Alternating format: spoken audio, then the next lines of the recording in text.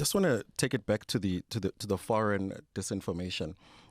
Tom, in your paper, you speak quite a bit about influences from the Kremlin. You also speak about from the Chinese Communist Party, but I don't see much.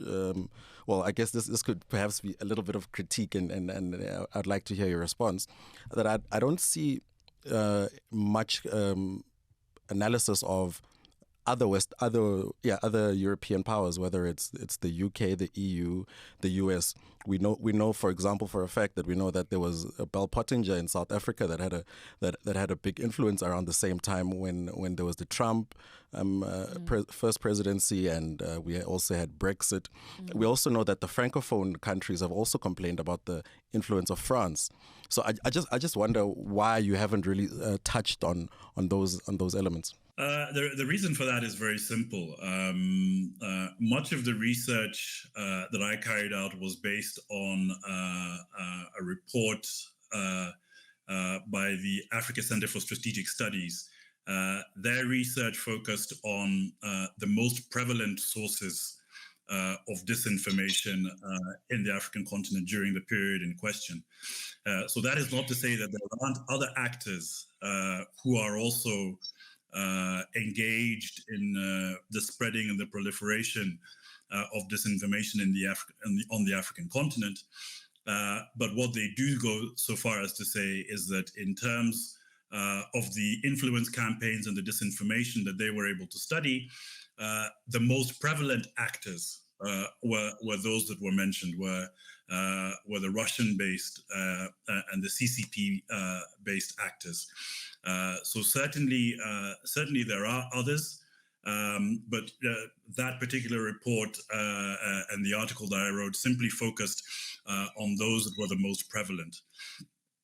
If I can also just go back to one question asked before about whether we in the African continent should be looking to emulate what we see happening in the West. I think actually we need to be learning from the mistakes made by the West. And much of that is actually coming to bear as we speak. Just last week, I was reading some research by the Pew Institute, I believe, where they find that there are a growing number of Western countries where people are sort of losing faith in democracy as a result of disinformation on social media. Some of the countries highlighted there were the US, the Netherlands, France.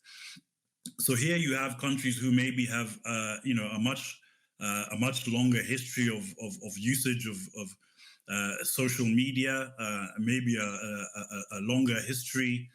But you find that the citizens of those countries are becoming disillusioned. And they're becoming disillusioned as a result of the prevalence and their own lived experience of disinformation online, as well as in social media platforms. Do you not think, Blessmore, I think this one can be taken by you. Do you not think part of the problem is that these major social media platforms that we use are not based in Africa? We know X is from the US. We know Facebook is in the US, and we've been seeing, of course, in the US as well. There's been this pushback against the Chinese ownership of TikTok. Now, do you not?